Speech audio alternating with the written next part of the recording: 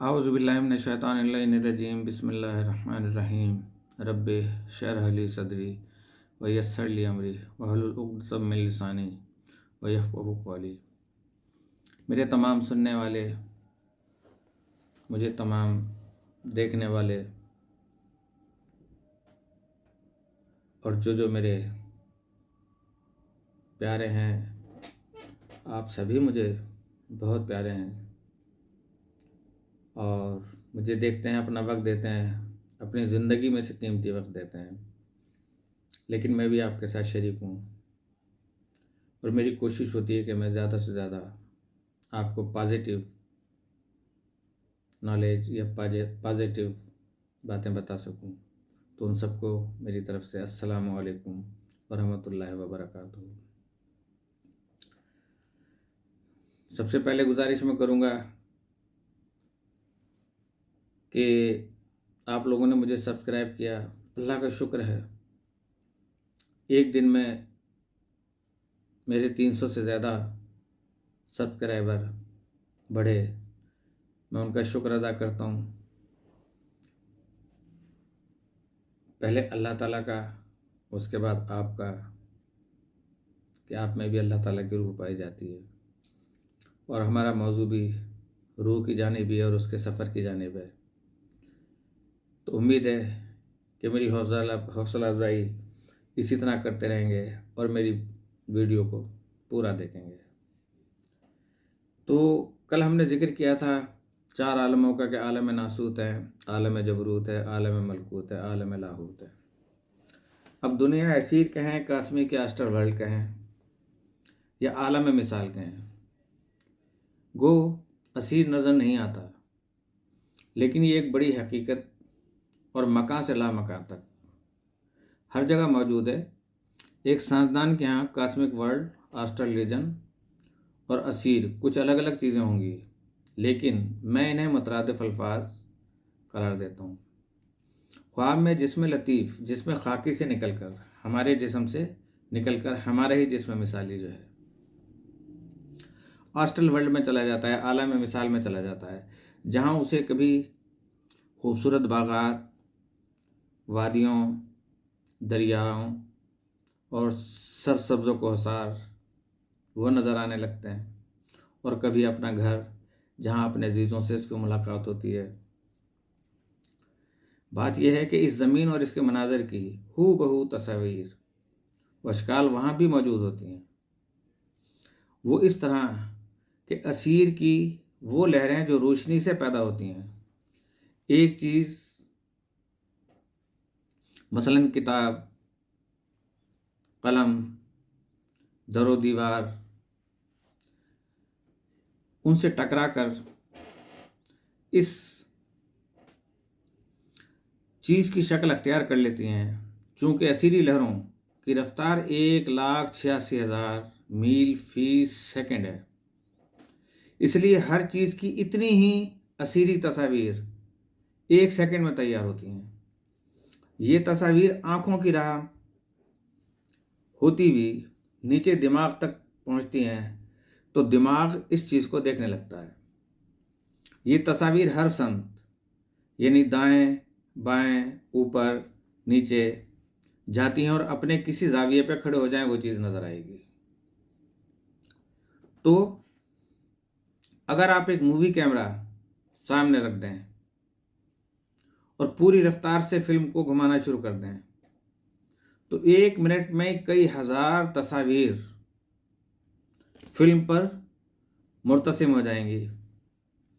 یہ تصاویر اسیر میں ہمیشہ موجود رہتی ہیں، عالم مثال میں ہمیشہ موجود رہتی ہیں۔ تو زمین و آسمان کی ان گنت تصاویر اور تصاویر اسیر میں وہ محفوظ ہیں۔ تو یہاں پر حضرت شاہ ولی اللہ محدث دہلوی کی نظر کہیں آسٹرل ورلڈ پر جا پڑی، وہاں بھی قطب مینار اور تاج محل نظر آیا، تو آپ نے حجت البالغہ میں عالم مثال کے وجود کا اعلان فرما دیا۔ سائنس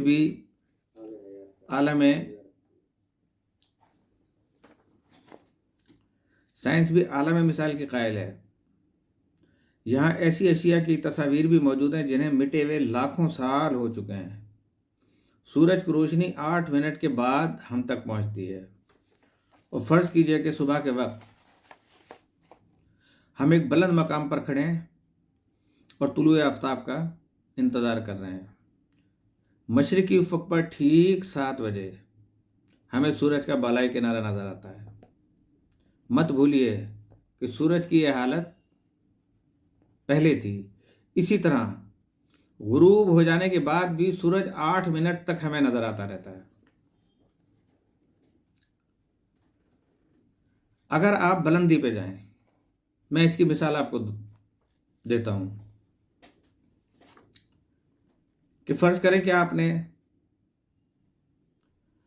یوں سمجھیں کہ 1000 میٹر تک آپ نے ٹیپ کے اندر ایک پائپ لگایا، آپ نے پانی کھولا، پانی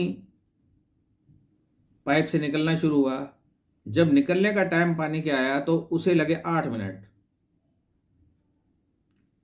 اب جب ہم نے مطلوبہ پانی استعمال کر لیا تو ہم نے کہا کہ اب ٹیپ بند کر دو۔ جب ٹیپ بند کیا تو جو پانی پائپ میں تھا اس کو بھی خارج ہونے میں 8 منٹ لگے، تب وہ ٹیپ سمجھیں کہ بند ہے۔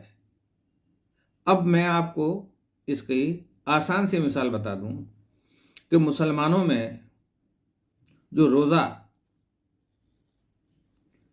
کھولنے میں کہیں 10 منٹ کا وقفہ ہے تو کہیں 10 منٹ سے کم کا وقفہ ہے، تو اس کی اصل وجہ یہی ہے کہ ایک طبقہ یہ کہتا ہے کہ ٹیپ بند کی، روزہ کھول لیں، ایک طبقہ یہ کہتا ہے کہ نہیں ابھی پانی باقی ہے، پہلے پائپ کو خالی ہو جانے دیں۔ سمجھ میں آ رہی ہوگی میری بات آپ کو؟ جب بالکل پانی آنا بند ہو جائے تو وہ کہتے ہیں کہ اب روزہ جو ہے نا کھولا جائے، اب روزہ افطار کیا جائے۔ اسی طریقے سے جب سورج نکلتا ہے تو اس کی روشنی ہم تک 8 منٹ میں زمین تک پہنچتی ہے، تو ہم زمین پہ وہ روشنی پہنچنے سے پہلے جب ٹیپ بند ہوتا ہے اس وقت ہمیں کھولنا چاہیے کہ پائپ بھی خالی ہے اور ٹیپ بند ہے، تو اس وقت جو ہے نا وہ روزہ بند ہوتا ہے۔ بس اتنا فرق ہے مسلمانوں کے درمیان، اور لاجیکلی ہے۔ آپ خود بلندی پہ چڑھ جائیں، جہاز پہ کہیں جا رہے ہوں، آپ دیکھیں گے کہ روزے کا ٹائم ہوگا لیکن آپ کو سورج نظر آ رہا ہے، لیکن 8 منٹ کا وقفہ گزرے گا، سورج جو ہے نا غروب ہو چکا ہوگا۔ تو اس طرح فضا میں کچھ ایسی بلندیاں بھی ہیں کہ جہاں زمین کی روشنی 1 سال، 2 سال، 10 سال، 1000 سال، 10 لاکھ سال بلکہ کروڑوں سال بعد پہنچتی ہیں۔ اگر ہم ایک ایسی بلندی پر جا بیٹھے ہیں جہاں روشنی کی وہ لہریں جو زمین سے 622 عیسوی یا 671 عیسوی یا 1560 عیسوی یا 1947 میں روانہ ہوئی تھیں، آج پہنچی ہیں، تو بصورت اول ہمیں حضور اکرم صلی اللہ علیہ وآلہ وسلم مکہ سے مدینہ جاتے ہوئے نظر آئیں گے۔ بصورت ثانی واقعہ کربلا کا منظر سامنے آ جائے گا۔ بصورت ثالث تخت دہلی پہ جلال الدین اکبر، اور بصورت رابع حضرت قائد اعظم رحمۃ اللہ علیہ گورنر جنرل ہاؤس میں دکھائی دیں گے۔ بظاہر یہ بات عجیب سی معلوم ہوتی ہے، لیکن دراصل عجیب نہیں ہے، کیونکہ اسیر یا عالم مثال میں ہر چیز کی لاتعداد تصاویر محفوظ رہتی ہیں۔ اب نامہ اعمال پہ آتے ہیں۔ نہ صرف تصاویر بلکہ آواز بھی ہمیشہ کے لیے اسیر میں موجود رہتی ہے۔ جب کوئی جملہ ہمارے منہ سے نکلتا ہے تو وہ اسیر میں ریکارڈ ہو جاتا ہے۔ ریڈرز ڈائجسٹ ہے امریکہ ایڈیشن کی اشاعت ہے 1959 کی، جس میں کہ یہ واقعہ درج ہے کہ امریکہ میں ایک ٹیلی ویژن کمپنی بنی، وہ اپنے پروگرام نشر کرتی رہی اور 1944 میں ختم ہو گئی۔ अप्रैल 1959 में एक रोज इसी कंपनी का कोई प्रोग्राम, वो 1944 में था, ये 1959 में इसी कंपनी का कोई प्रोग्राम जो 17 साल पहले नशर हुआ था, दोबारा टेलीविजन सेट्स पर आने लगा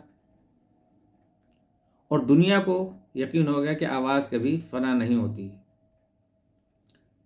तो कलाम पाक में अल्लाह ताला इरशाद फरमाता है कि जब आदमी के मुंह से कोई बात निकलती है तो एक चौकस निगरान उसे लिख लेता है, और वो निगरान कौन है आप जानते हैं अच्छी तरह। मुमकिन है कि महशर में मुझ जैसा कोई दलाइलबाज नामा अमाल पर यह एतराज़ कर दे कि फलां फलां इल्ज़ामात जो हैं वो गलत हैं, फ़ौरन इसकी बेशुमार तस्वीर इस गुनाह में मसरूफ़ इसी तरह दिखाई देंगी जैसे सिनेमा के पर्दे पर फिल्म। तो हमारा हर अमल, हर लफ्ज़, हर इरादा कॉस्मिक वर्ल्ड में महफूज है। तो फिर किसी मुजरिम के लिए इनकार की गुंजाइश ही नहीं। जिस तरह बरतानिया और चंद दीगर अक़वाम ने अपनी लाइब्रेरियों में की तमाम किताबें और उनकी फिल्में तैयार कर रखी हैं। ये फिल्म बहुत छोटी सी चीज़ होती हैं, 1000 सफ़ात की एक किताब एक चटाक वजनी फिल्म में समझ आती है। इसी तरह हमारे आमाल और अल्फाज की फिल्में बन रही हैं जो क़यामत के दिन हमारे हाथों में दे दी जाएंगी, और इनका नाम होगा नाम हाय आमाल। अगर कोई मुजरिम एतराज़ करेगा, यही फिल्म प्रोजेक्टर पर चढ़ा दी जाएगी, वो शख्स स्क्रीन पे बोलता और चलता फिरता दिखाई देगा। तो सूरह यासीन में अल्लाह ताला फरमाता है कि हम उस रोज़ उनके मुंह पर मोहर लगा देंगे और उनके हाथ पांव बोल बोल कर इनके अमाल पर शहादत देंगे। इसकी हिकायत भी है क़ससुल अंबिया के अंदर। अब उम्मुल किताब, एक इंसान शऊर से मौत तक लातादाद वाक़यात देखता है और बेशुमार हिकायत और कुतुब सुनता और पढ़ता है। ये सब के सब उसके छोटे से दिमाग में मरकूम और महफूज हो जाती हैं। चंद मुरब्बा इंच दिमाग में लातादाद मुशाहिदात, मसमूआत और तहरीरात जो कई हज़ार जिल्दों में भी ना समाए, उनका समा जाना तख्लीक का हैरत अंगेज करिश्मा है। असीर या आलम असीर कायनात का दिमाग है जिसमें अज़ल से अबद तक तमाम तस्वीर और असवात और आमाल महफूज हैं। गालिबन इसी असीर को अल्लाह ताला ने कलाम पाक में इरशाद फरमाया है कि गैब की चाबियाँ सिर्फ़ अल्लाह ताला के पास हैं, जिन्हें सिर्फ वही जानता है। इसका इल्म बहरो बर दोनों पर मुहित है। हर टूटने वाला पत्ता उसके इल्म में है। इसका इल्म बहरो बर दोनों पर मुहित है। ज़मीन की जुल्मतों में छुपा हुआ हर दाना, हर खुश्कतर अल्लाह की किताब में महफूज है। तो सूरह कमर में अल्लाह ताला फरमाता है कि इन लोगों के अमाल किताबों में महफूज हैं और इनमें हर छोटी बड़ी चीज़ महफूज हो जाती है। अब देखें कि भूल जाने वाली चीज़ याद आ जाना, कि बारहा हमें कोई चीज़ भूल जाती है और फिर अज खुद याद आ जाती है। तो सवाल यह है कि ये चीज़ कहाँ से आती है? उलमाए नफ्सियात का नज़रिया यह है कि हर देखी और सुनी हुई चीज़ तहत शऊर में महफूज रहती है और वहीं से निकलकर शऊर में आ जाती है। क्या इससे बेहतर नज़रिया ये नहीं कि हर शय असीर में मौजूद होती है, आलम मिसाल में मौजूद होती है। जब हम किसी शख्स का नाम या किसी शेर का मिसरा सानी भूल जाते हैं तो कुछ बेचैन से हो जाते हैं और बेचैनी होने लगती है कि क्यों नहीं आ रहा है इस वक्त ज़हन में नाम। इस बेचैनी से कॉस्मिक वर्ल्ड, आलम असीर में लहरें उठती हैं जो असीरी ताकतों से जा टकराती हैं और वो दिमाग تک پہنچتی ہیں، دماغ سے جا ٹکراتی ہیں، وہ طاقتیں کتاب اسیر سے اس چیز کو تلاش کرنے کے بعد اپنا پیغام لہروں میں بھر دیتی ہیں۔ تو اس بھولے ہوئے نام یا مصرے کی صورت اختیار کر لیتا ہے۔ تو چھوٹی سی میں مثال آپ کو بتا دوں، حضرت داؤد علیہ السلام کے زمانے میں، تھوڑا سا ٹائم ہو جائے گا، اسی کہ یہ ہاتھوں نے بولنا ہے اور وہ اللہ تعالیٰ جو ہے ان کے منہ بند کر دے گا۔ حضرت داؤد علیہ السلام کے زمانے میں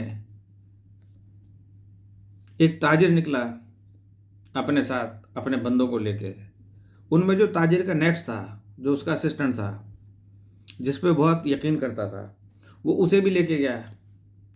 راستے میں پڑاؤ پڑا، جنگل ہو گیا، جنگل میں انہیں پڑاؤ ڈالنا پڑا اور رات کا ٹائم تھا۔ تو اس کے اسسٹنٹ نے کیا کیا کہ ایک خنجر اٹھایا اور جا کے اپنے مالک کی گردن کاٹ دی، اور واپس جو تھا واپس شہر آیا، اور اس نے کہا کہ بادشاہ کو، میرے مالک کو قتل کر دیا ڈاکوؤں نے اور لوٹ لیا، اور سارا مال و اسباب ہمارا ختم ہو گیا اور میں بڑی مشکل سے پہنچا ہوں۔ اس نے وہ مال کہیں چھپا دیا تھا۔ واپس آ کر اس نے اسی مال سے جو ہے اپنے اپنے محل تیار کرنا شروع کیے، اور اس نے پھر ایک گائے پالی۔ وہ گائے اتنی تھی کہ بہت دور دور سے لوگ اسے دیکھنے آتے تھے۔ میں جلدی میں اس کو بتا دوں تو ایک دن جو اصل تاجر تھا اور اس کا بیٹا، اس کی بیوی اور بیٹا، وہ ظاہر کنگال ہو گئے تھے، بیچارے غریب ہو گئے تھے، گھر ور سب ان سے چھن گئے تھے۔ انہوں نے جا کے جنگل میں ایک جگہ پر جو ہے اپنی جھوپڑی بنائی، وہاں رہنے لگے۔ بیٹا جو ہے جنگل جاتا، پھل فروٹ وغیرہ توڑتا، اور اس سے وہ لوگ ماں بیٹا گزارا کر رہے تھے۔